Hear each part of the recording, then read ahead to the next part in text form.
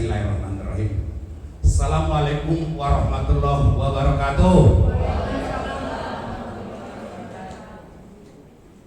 Menyambung tadi kata sambutan saya detailnya saya dengan Pak Murtiman. Mana beliau tadi? Udah izin. Pertama kali kuliah di sini di Jalan Pemuda ini adalah kami.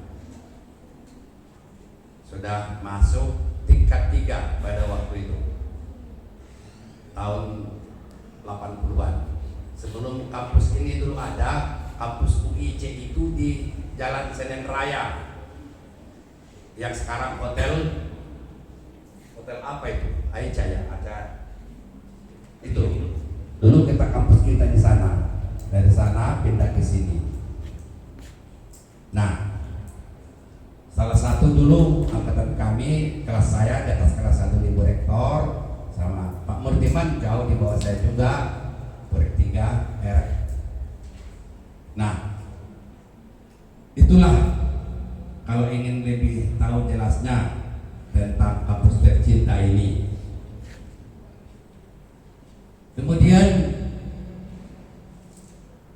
sebelum kuliah di sini pun dulu saya sudah pengacara namanya, pengacara praktek.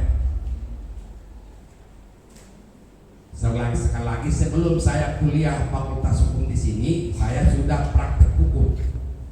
Saya sudah pengacara praktek namanya dulu disebutkan. Belum ya. Pengacara praktek 85 ya, Adinda. 84 85. Pokrol. Dulu saya sudah praktek hukum lah.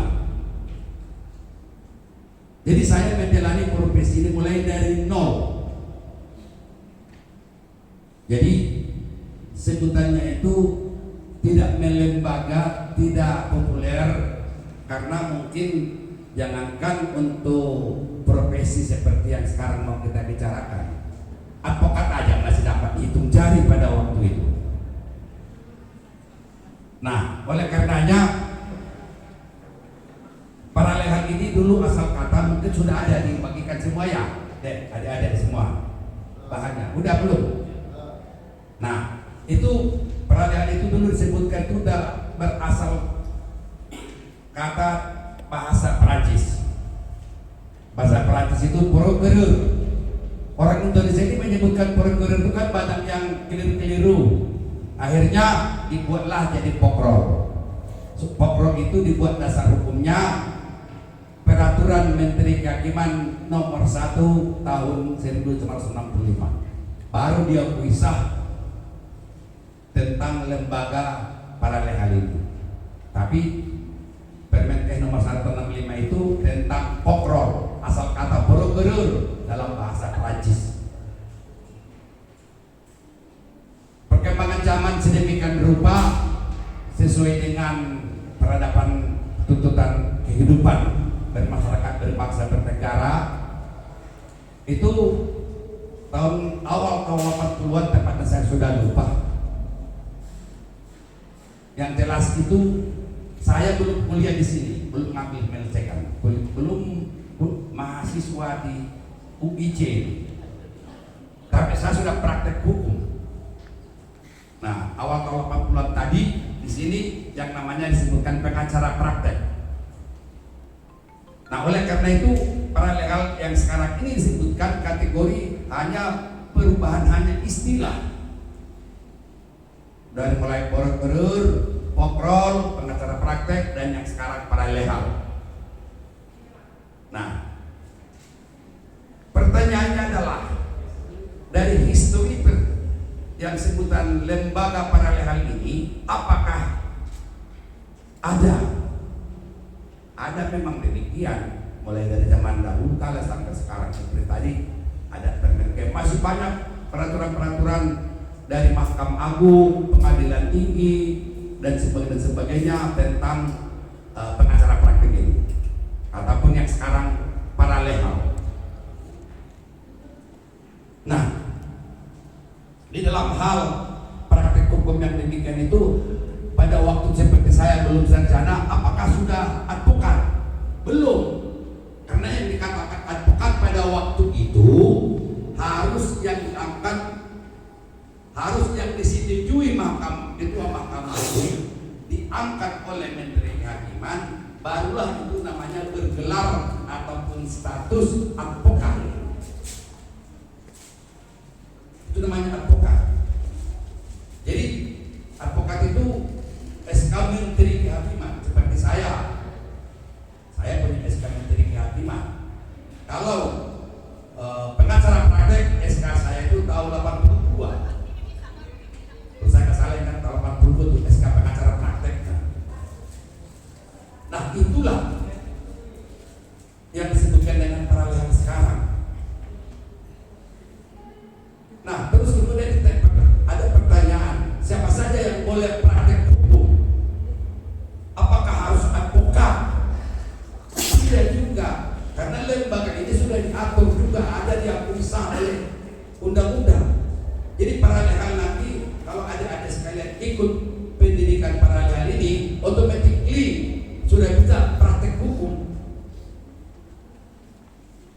Apakah hanya calon-calon sarjana hukum yang boleh mengikuti pendidikan hukum paralel ini? Enggak juga. Dari seluruh lapisan masyarakat, yang penting adalah harus selesai pendidikan SMA. Sekarang apa namanya? SMU ya? SMA itu bisa. Apalagi yang putus kuliah. Yang putus kuliah bisa ikut. Bisa untuk praktek hukum. Nah, landasan hukumnya paralel hal ini ya sama dengan advokat. Kalau advokat itu diatur dengan Undang-Undang Advokat Nomor 18 Tahun 2003. Nah, kalau paralel hal ini diatur dengan Undang-Undang Nomor 16 Tahun 2011. Karena kedua undang-undang ini saya aktif ikut membuatnya, membidaninya lahirnya undang-undang ini. Itulah kehebatan kecanggihan alumni UIJ. Hebat, alumni-alumninya canggih-canggih. Mudah-mudahan nanti anak-anak saya ini bisa menyambung dengan langkah-langkah para alumni sebelumnya. Terampil ke depan, secara nasional. Mungkin kalian tadi nggak tahu ya bahwa Amin Ma'ruf itu alumni kita itu masih banyak. Nah sekarang ketua FPR sekarang Muzani itu alumni sini, jauh di bawah saya. Dan ketua FPR sekarang memang hebat. Itulah namanya alumni UIJ.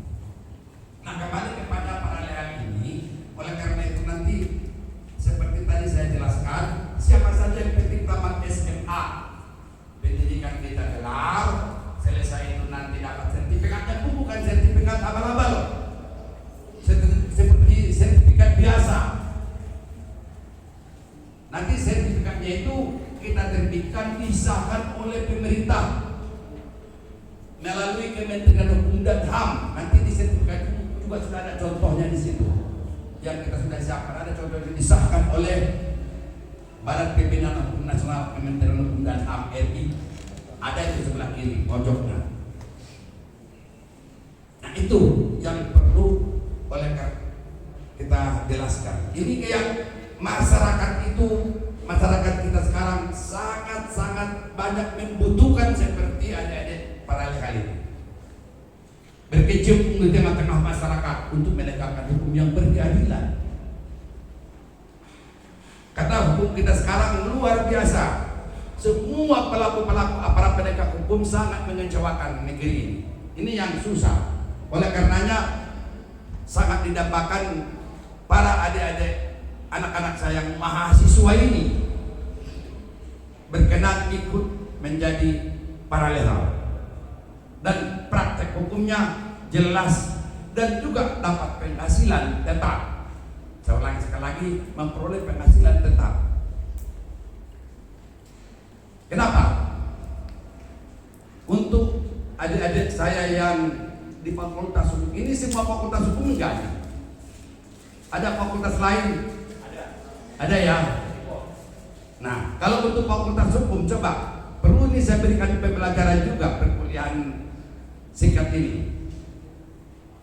Hukum keperdataan kita untuk kalian catat, nanti tanya dosenmu, hanya 20% berlaku di Republik ini.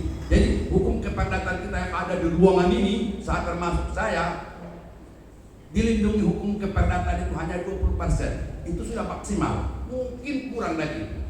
Lantas 80% lagi itu kemana? 80% inilah yang namanya dikotomi oleh penguasa dan pengusaha. Kenapa demikian? Seperti pidatonya presiden yang baru dilantik. Kalau bisa dipermudah, dipersulit, kenapa dipermudah? Apalagi tadi kok hasil satu lagi. Kalau bisa dibodoh-bodohin, kenapa dikasih pintar? Inilah yang terjadi, merupakan tantangan buat kita sebagai masyarakat intelektual. Nah, makanya saya katakan, bagaimana caranya kalian ikut melakukan ini supaya nanti bisa praktek hukum di luar, ataupun di tempat tinggal kalian bisa langsung membuka praktek hukum paralel, Joni, CPLA. Nanti gelarnya itu CPLA, Certified Legal of Legal Aid. Langsung sudah dapat gelar. Yang memberikan gelar itu bukan saya, bukan Posma Komadin, tapi itu adalah Kementerian Hukum dan HAM. Sehingga nanti kalian praktek ibaratnya ada menangani masalah kasus pidana, mau ke kantor polisi, mau ke lembaga pemasyarakatan, nanti akan bisa menunjukkan kartu pengenalnya.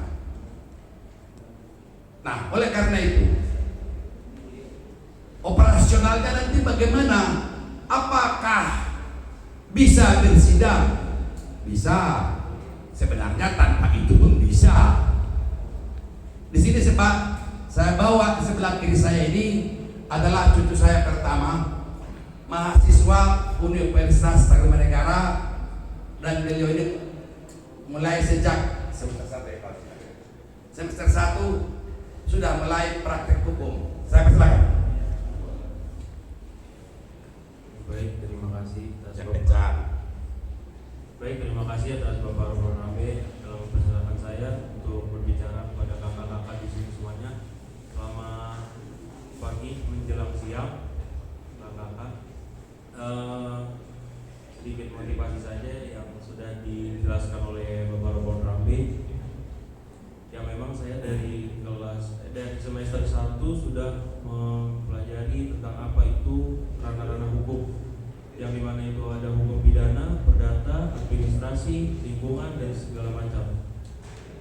Di Universitas Tarumanegara menganut semua ranah-ranah hukum seperti pidana, perdata, dan sudah dijelaskan juga oleh Bapak Rombongan Rambe. Namanya yang paranya legal, seperti yang artinya mahasiswa, mahanya siswa.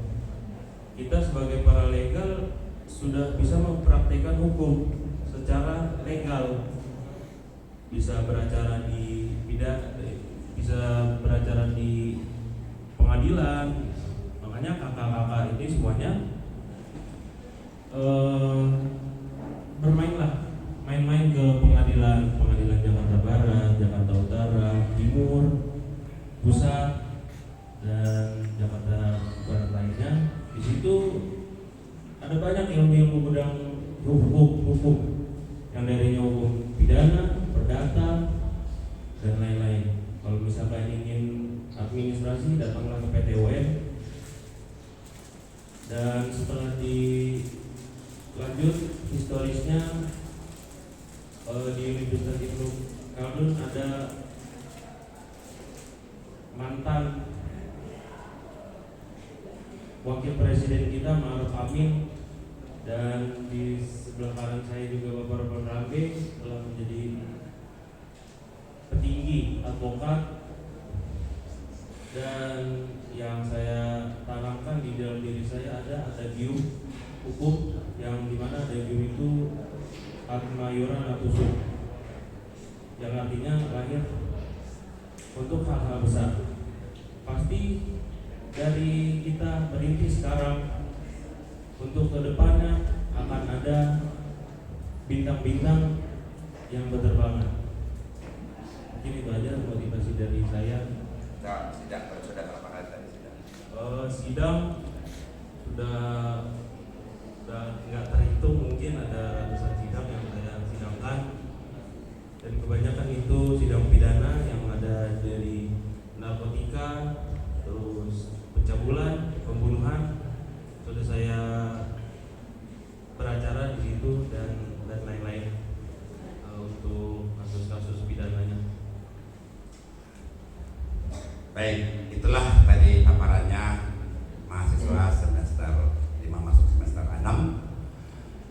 Dari semester 1 beliau sudah saya suruh sidang. Nah, kalian pun adik-adik saya ini, anak-anak saya ini kalau ingin mau praktek langsung sidang ke pengadilan, kata siapa tidak bisa?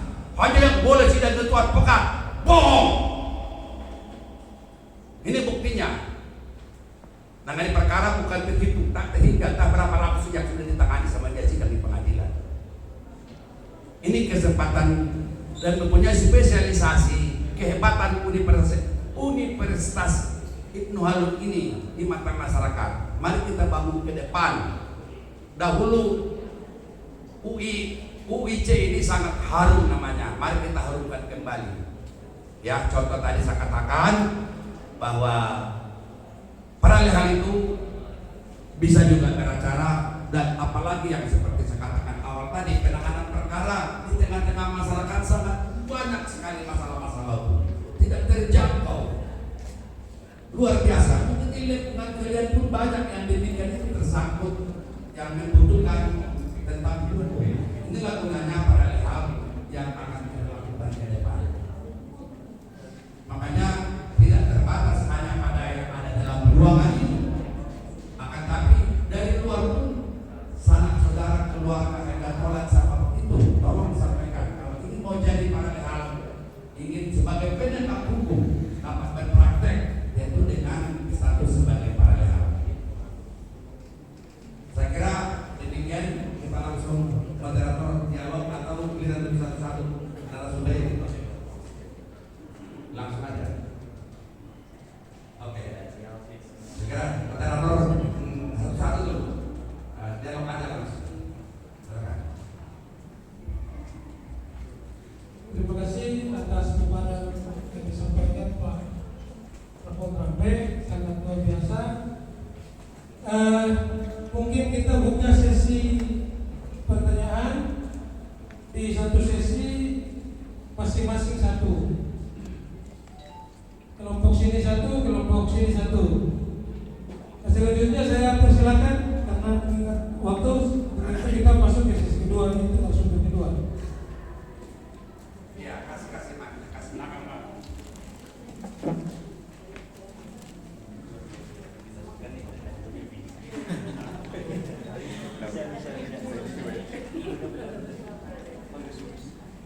Ya, assalamualaikum warahmatullahi wabarakatuh.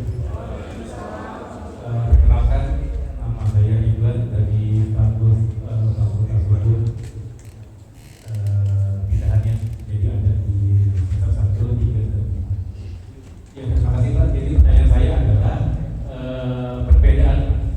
perbedaan paralegal dan LBH atau lembaga bantuan hukum. Terus yang kedua adalah tadi Bapak menyampaikan ada penghasilan tetap di paralegal. Nah, itu mungkin bisa lebih detail Pak untuk kami semua. Terima kasih. Baik. Perbedaan antara paralegal dengan LBH itu ya pertanyaannya. Kemudian tadi memperoleh penghasilan tetap. Pertanyaan pertama adalah paralegal itu adalah status.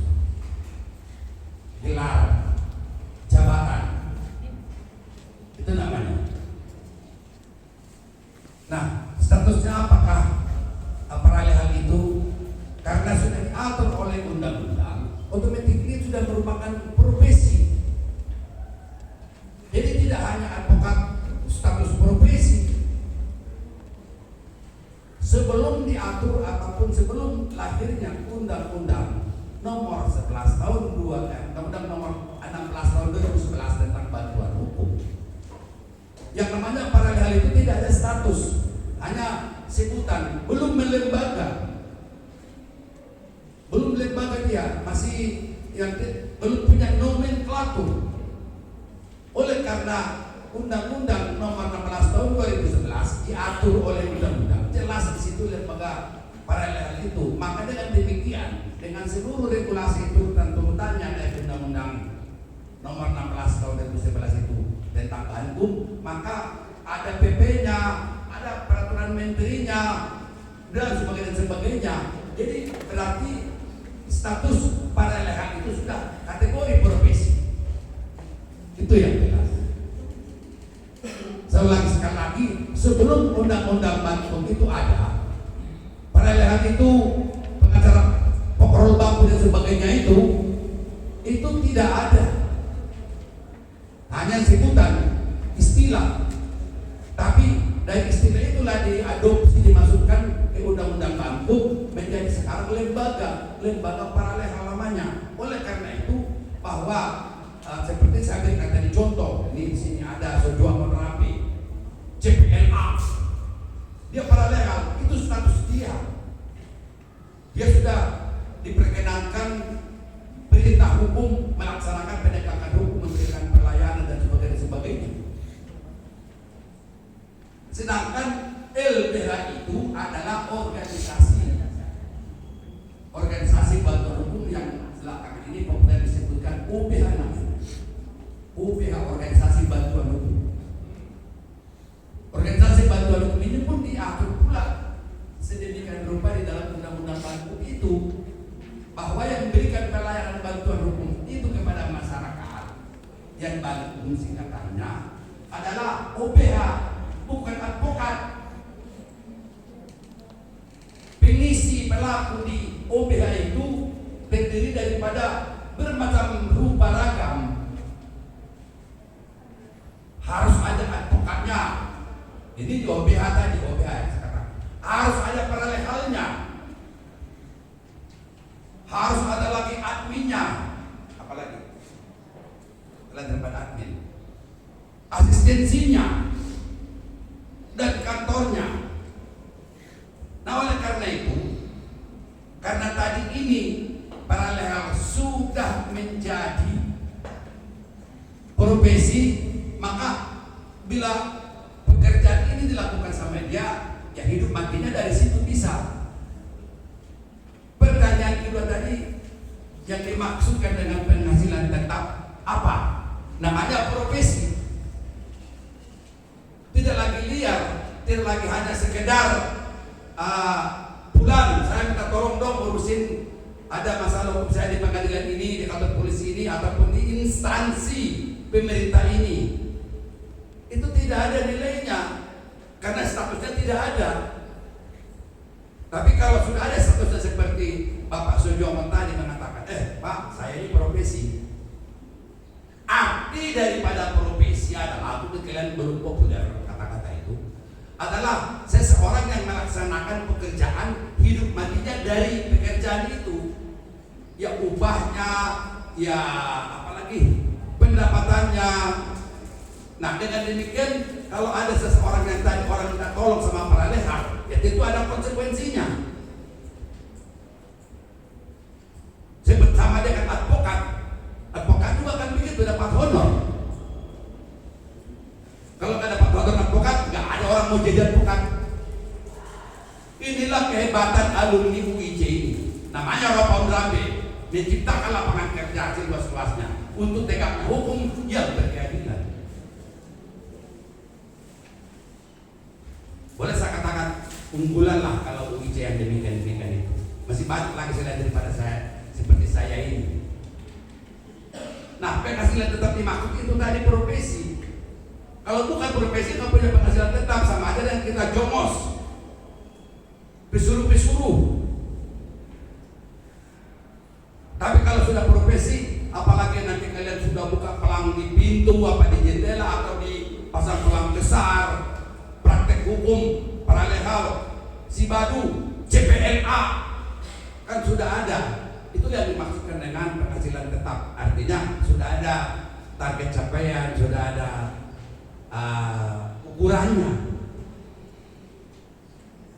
Kalau soal pekerjaan kawan, nggak usah kalian khawatir. Rakyat ini haus keadilan. Cuman mereka pergi ke kantor advokat gak sanggup bayarnya. Inilah perlu paralel hal ini. Gak sanggup bayarannya. Bukan hanya jutaan, puluhan juta, bahkan ratusan juta. Inilah yang dikatakan tadi. Orang takut saya kehilangan ayam, tapi ikut terbang pula. Kambing yang saya miliki ikut melayang. Kenapa demikian? Karena dibodoh-bodohin oleh penegak hukum itu sendiri. Lapor polisi, duit, karena masih bisa dibodoh-bodohin. Tapi kalau ada paralel hal yang mendampingi polisi, itu pikir 7 kali. Makanya antara polisi, penyidik dengan advokat selalu mereka risih. Ngapain ini advokat didampingin ini? Langsung tuh risih. Kenapa? Kesempatan untuk matok sudah berkurang, bahkan tidak bisa. Karena sudah ada pendamping hukumnya.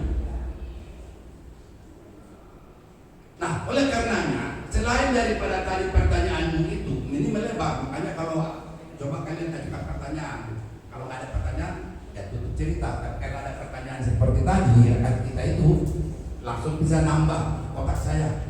Selain daripada tadi itu, sudah saya jelaskan, saya jawab 1 dan 2. Nanti kalau paralel hal itu, mungkin putus kuliah, nggak sanggup lagi, dia ikut paralel,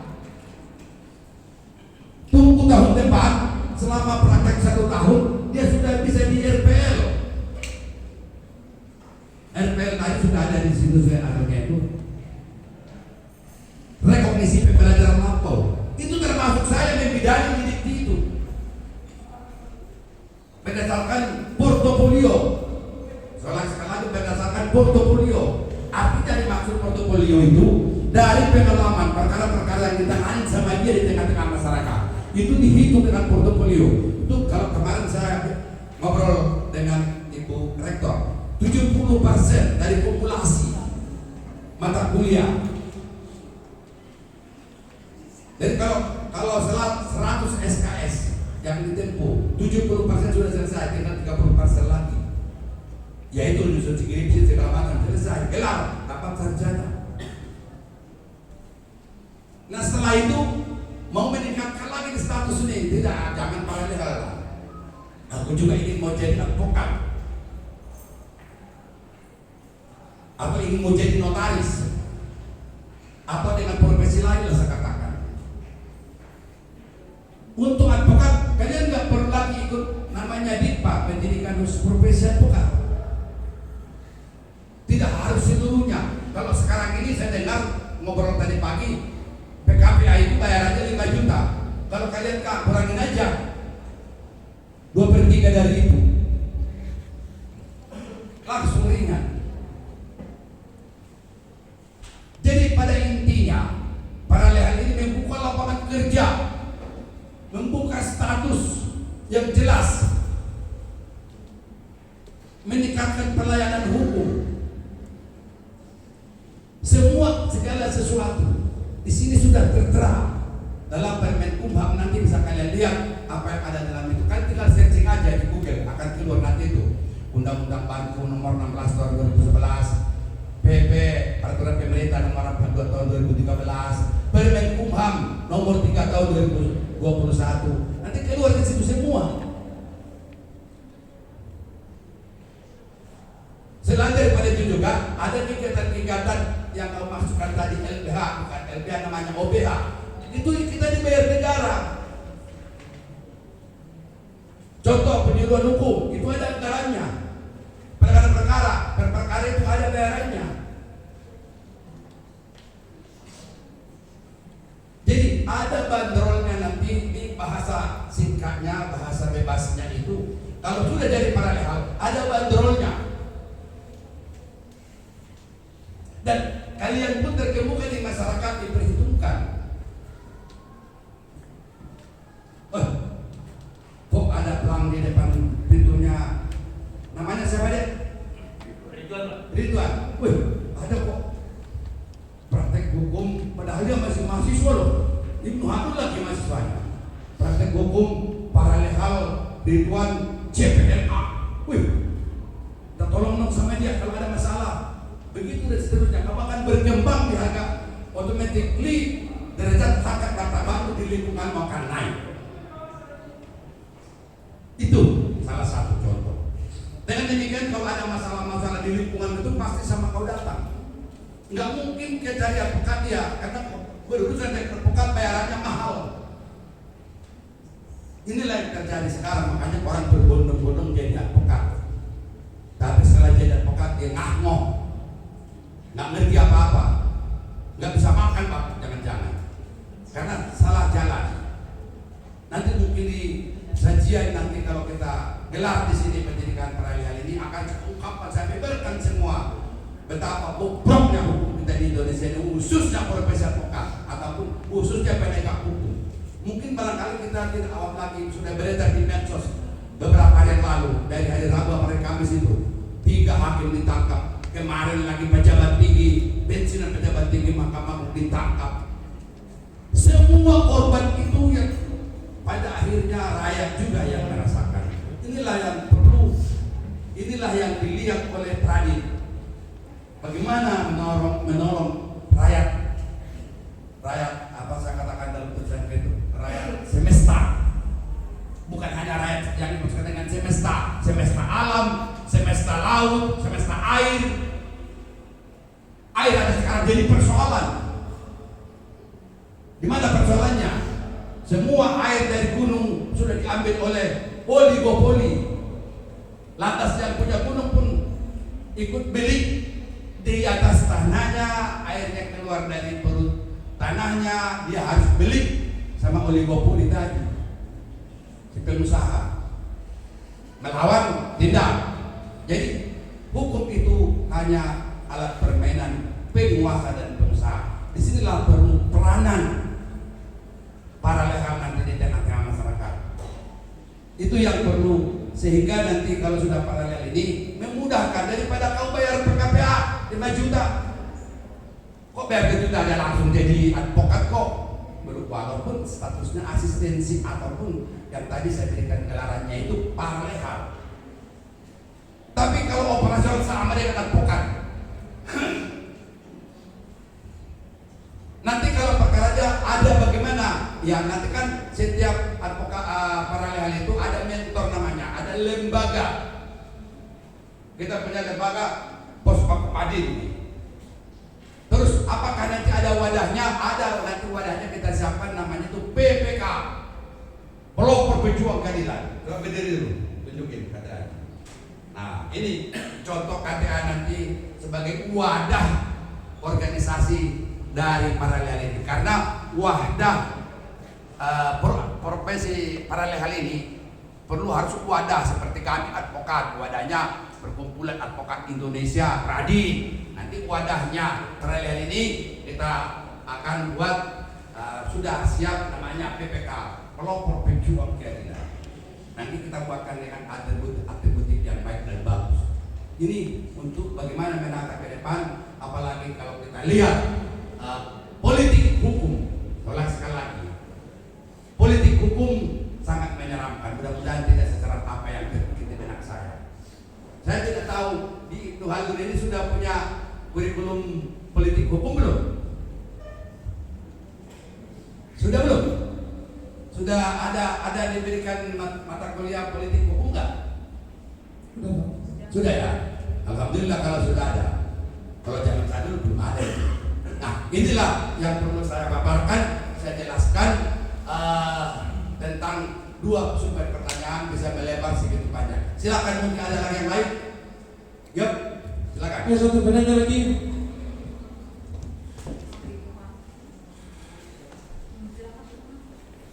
Baik, terima kasih. Assalamualaikum warahmatullahi wabarakatuh. Waalaikumsalam. Pak Rika Mandala. Saya dari Fakultas Hukum. Menyimak apa yang disampaikan oleh Bapak terkait dengan pos baku madeni ya tentang paralegal ya. Saya coba mengutip Undang-Undang Nomor 18 Tahun 2003 itu pasal 3 huruf G. Di situ kan pasal 3 itu kan ada syaratnya Pak.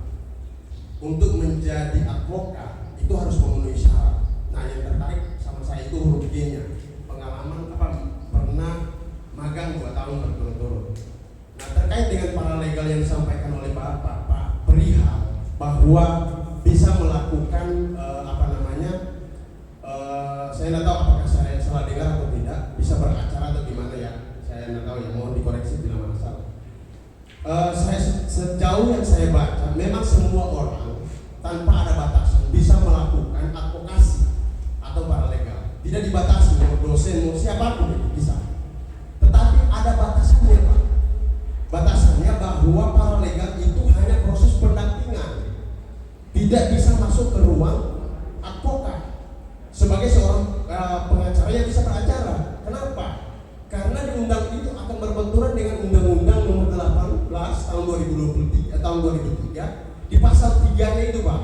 Karena di situ harus magang, di situ harus nantinya ada berKTA, harus ada pasnya dan lain sebagainya. Nah mungkin yang disampaikan oleh Bapak tadi itu hanya proses pendampingan aja Pak untuk persoalan hukum. Tetapi untuk masuk ke ranah pengadilan itu dibatasi. Terima kasih. Assalamualaikum warahmatullahi wabarakatuh. Silakan Pak Juan. Baik, terima kasih atas pertanyaan saudara siapa? Bakri. Nah, memang paralegal itu memang ada batasannya untuk pendampingan seperti pendampingan polisian, pendampingan ada di kejaksaan, bagi kita menjadi lawyernya. Memang batasan pun itu pun ada, tapi secara tidak langsung seperti apa contohnya saya sendiri, saya bisa beracara Pak. Saya bisa beracara untuk di pengadilan negeri Jakarta Pusat. Tidak ada kendala sebenarnya, tidak ada hambatan. Tidak berdebat, kita hanya cuma dengan Baik. perihal untuk beracara, apalagi paralegal yang notabene, mohon maaf, bukan lulusan sarjana hukum. Syaratnya itu kan harus sarjana hukum. Sedangkan di pengadilan itu kan diminta bahasnya, berita acara sumpah. Bagaimana mungkin paralegal bisa melakukan beracara, hukum beracaranya, sedangkan dia tidak memenuhi nilai. Jadi intinya dasar dari paralegal didampingi pada saat di pengadilan. Nah, mungkin itu. Baik, terima kasih di sesi saya jawab saja. Memang pertanyaan itu merujuk kepada undang-undang advokat. Pada saat merujuk kepada undang-undang advokat kita tidak perlu berdebat lagi. Seperti yang saudara tadi tanyakan itu, adik saya tanyakan itu, pasal 3 huruf G. Tapi kedudukan dari paralegal itu mengacu kepada undang-undang bantuan hukum. Undang-undang nomor 16 tahun 2011. Dikatakan di situ bahwa organisasi bantuan hukum atau yang lebih banyak dikatakan LBH itu adalah suatu lembaga yang dapat merekrut. Itu bahasanya itu dapat merekrut itu. Merekrut advokat sendiri dapat kami rekrut. Paralegal itu ada di pasal 19. Ada dosen, bisa kami juga rekrut itu untuk melakukan pemberian bantuan hukum nih. Cerita pemberian bantuan hukum, undang-undang bantuan hukum. Kemudian mahasiswa dan juga mahasiswa paralegal itu melakukan pelayanan bantuan hukum. Jadi ansih bukan dia beracara tapi melakukan pelayanan. Nah, itu kalau itu saya sepakat Pak. Ya, itu lagi pelayanan itu dengan bantuan hukum itu sebenarnya sinonim sama, tapi agak tipis saja, terlalu tipis untuk dapat diartikan. Kemudian apa aja hak dan kewajibannya? Yaitu bisa melakukan penyuluhan, melakukan konsultasi, melakukan program-program yang berkaitan dengan penyelenggaraan bantuan hukum, baik itu juga pendampingan, non litigasi. Pada saat litigasi itu harus ada pendamping, seperti Pak Ketua tadi mengatakan ada mentor. Mungkin bahasa mentor beliau itu adalah pendamping. Nah itu diperbolehkan itu sampai pada tingkat persidangan.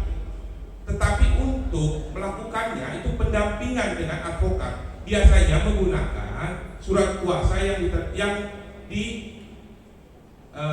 dikeluarkan oleh organisasi bantuan hukum, dalam hal ini kami Posbaku. Jadi paralegal yang kami didik nanti, kami akan menaruhnya itu kepada masyarakat langsung. Mungkin paparan Pak Ketum itu karena sering yang di drilling itu adalah para advokat gitu, yang harus mengerti tatanan di mana advokat, di mana paralegal, mungkin jadi sedikit terlalu lebar. Jadi kami akan taruh mereka pada saat setelah kami didik, dan kami itu memang pendidikan paralegal menurut undang-undang itu hanya boleh dilakukan oleh organisasi bantuan hukum yang telah terakreditasi. Kebetulan alhamdulillah Posbakum yang saya pimpin itu baru sedikit di Indonesia. Saya baru ada 97 cabang dan di 26 provinsi. Masih sedikit, saya masih kalah sama LBH Jakarta, mungkin saya masih kalah. Tapi itulah, saya adanya 97 provinsi, 97 cabang yang terakreditasi di 26 provinsi. Dan kami adalah salah satu lembaga bantuan hukum terbesar di Indonesia saat ini. Belum ada lagi yang menyaingi, tidak. Dan peran paralegal itu sendiri seperti Pak Ketum bilang, dari tataran bawah, dari sosialisasi kepada masyarakat, ada persoalan, dan memang di dalam turunan peraturannya di Permenkumham, pada saat sudah mengikuti dan kami yang menyelenggarakan harus diberikan gelar non akademik, yaitu gelar yang ada tertulis dan mungkin adik-adik semua juga lihat itu. Nah itu kewajibannya, dan kami menerbitkan kartu. Arti daripada perluasannya di dalam kehidupan bermasyarakat tidak dilarang juga ditulis di situ Amir Paralegal Posbakum Adil. Apakah dia salah untuk tidak salah, karena landasannya jangan dibenturkan antara undang-undang advokat dengan undang-undang bantuan hukum. Itu pasti akan terjadi kekacauan itu. Pasti akan terjadi kekacauan karena kepentingannya itu hanya beda-beda tipis. Nah itulah mungkin jawaban dari saya. Karena kalau dibaca lebih dalam, paralegal itu adalah sebenarnya motor daripada bantuan hukum. Motornya pemberi sajian awal, memberikan data investigasi kepada lembaga. Ini loh sebenarnya Pak yang terjadi dengan Sebadu. Saya sudah membelanya sampai sini. Nah, sehingga kedepannya kalau dikaitkan dengan undang-undang advokat, apabila sudah tergabung dan dia mahasiswa fakultas hukum, itu akan dianggap sebagai suatu pemagangan. Selama dia melakukan itu dianggap pemagangan. Hanya berarti tinggal menunggu waktunya saja, waktu umur. Kalau dia lulus 23 tidak bisa. Itu. Cuman apakah itu menutup seperti ini ponakan saya, menutup dia bisa beracara? Ya jangan dong. Karena ilmu itu terlalu luas. Ilmu itu tidak boleh dilarang. Orang berkreasi tidak boleh dilarang kecuali berbuat jahat. Barangkali itu tambahan dari saya. Terima kasih. Kalau kurang puas atau bagaimana, nanti bisa kita sharing lagi ya deh. Oke. Baik. Wah, mantap. Aplaus dulu dong untuk Posbakum Adil. Lapangan kerja nambah. Nah, kembali kepada materi bahasan. Soal beracara. Ropa Unrambe punya bukunya, mungkin kalian sudah kenal, populer, benar-benar kalian sudah punya buku saya. Buku acara perdata lengkap. Buku saya ada terbitan sudah hampir banyak lah. Kalian cari bukunya. Mana ada diatur hukum acara harus advokat yang boleh beracara? Tunjukkan ke saya. Ini yang namanya pendirian, pekonomian hukum. Karena sudah paradigma bahwa yang boleh beracara itu hanya advokat. Pasal berapa undang-undang advokat mengatur demikian? Begitu juga hukum acara pidana. Coba lihat tunjukkan. Di situ ada penasihat hukum. Tapi itulah paradigma pada waktu gembiranya kita dilahirkannya undang-undang advokat tahun 2003 itu. Wah. Padahal saya tidak. Yang merancang undang-undang advokat mulai dari draft 1 sampai draft 7 adalah saya. Begitu juga undang-undang bantu ini, tapi disalah tafsirkan oleh orang lain. Bahasa seperti tadi bahasa adinda itu. Bagaimana mungkin bersidang? Ada bukti darah ratusan terkait tangan sama dia. Makanya saya bawa. Ini orang punya pelakunya.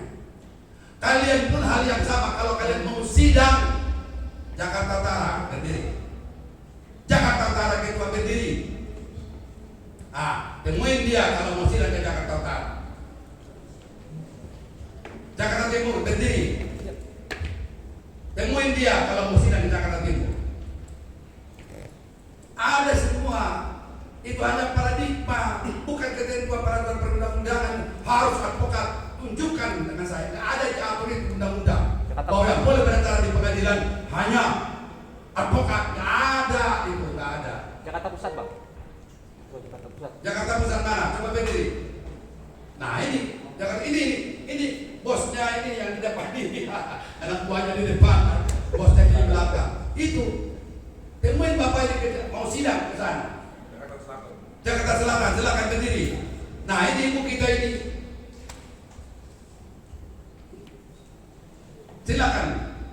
Kepulauan Seribu berdiri. Nah ini Kepulauan Seribu. Seluruh Jakarta Raya ini, Jabodetabek kita semua ada. Di Bekasi juga ada, Bekasi. Datang. Depok. Tangerang, Bang. Tangerang Selatan mana? Jor. Nah itu. Semua. Kalau sekarang ini berpulang kepada diri kalian, mau berhasil enggak? Mau seperti Nabi saya ini enggak? Jadi advokat terkenal, populer, terhormat, disegani, ditakuti. Ditakuti bukan karena saya jago tukang pukul, bukan, ditakuti karena ilmunya si Udang. Nah coba tadi saya katakan kembali konteks tadi pertanyaan pasal 3 huruf G itu hanya paradigma. Dan inilah maka tadi saya katakan mungkin di dalam surat itu pun kegunaan manfaatnya ikut paralel. Automatically kalau ada sudah umur 25 tahun sudah dia paralel, saya akan jadi advokat. Sekali lagi saya akan jadi advokat apalagi kalau itu saya. Tidak seperti organisasi advokat lain di luar sana. Angkat jadi advokat lepas kayak kambing. Di kita enggak. Sebelum advokat ada sudah bisa sidang, sudah bisa cari makan kok. Sudah bisa cari duit. Nah itu. Jadi paradigma itu inilah mau kita robah. Adinda, siapa tadi namanya? Itu kita robah paradigma itu. Kalau mau kalian mau praktek semua nanti silahkan datang hari Senin ke Jakarta Utara, datang ke Jakarta Pusat itu. Dulu aku nggak seperti kalian ini, nggak ada aku bertemu kemana aku, hanya bisa aku aja menyelundup ke pengadilan itu bersidang. Ini ada alumni UIJ namanya Ropa Undrami.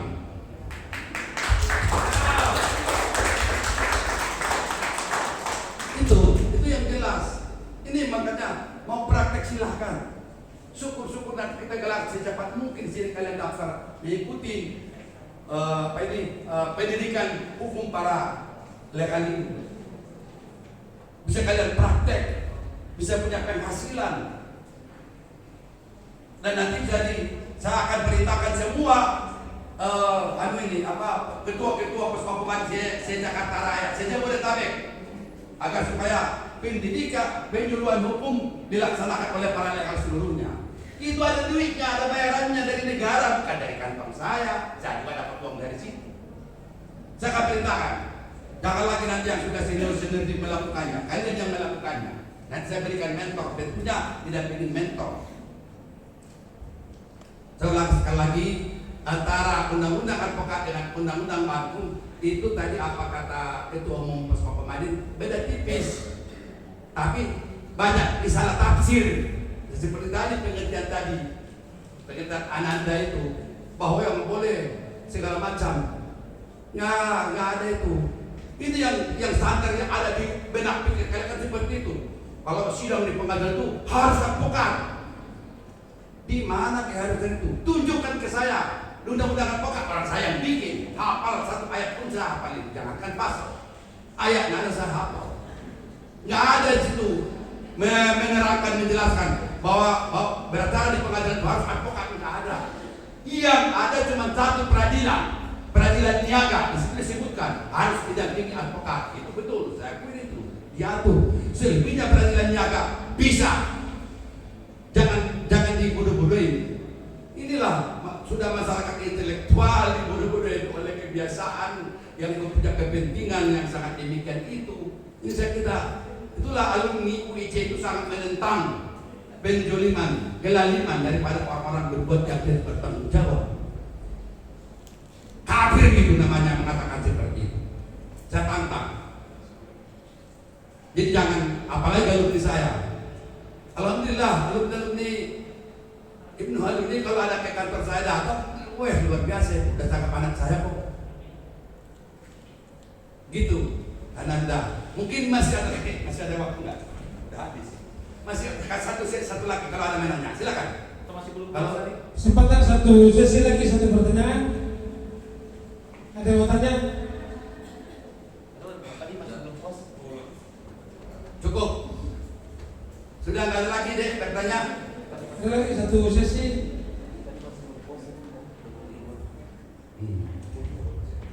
Aja sebentar lagi, 5 menit lagi aja. Udah cukup kalau gitu, ya silakan moderator, saya kembalikan moderator. Terima kasih atas pencerahan terkait dengan paralegal. Hari ini kita dapat ilmu banyak nih. Sekalipun saya pegang mata kuliah paralegal pun sangat berbeda apa yang disampaikan oleh atau dijelaskan oleh Ayahanda Bon Rambe. Itu sangat berbeda. Sekalipun saya pegang mata kuliah di kampus ini tentang paralegal, tapi sangat berbeda. Tadi saya dapat ilmu juga nih antara undang-undang advokat dan undang-undang Puspakum. Terima kasih Pak Ketua Puspakum atas ilmunya. Mungkin ini yang menjadi acuan kita ke depan. Tutup aja ya. Jadi kita tidak perlu panjang lebar untuk sampaikan. Terima kasih semua Pak Ketua, Ayahanda, Pak Jul atas kegiatan implementasi pendidikan hukum paralegal hari ini pada tanggal 26 Oktober 2024 jam 11.44 saya katakan ditutup.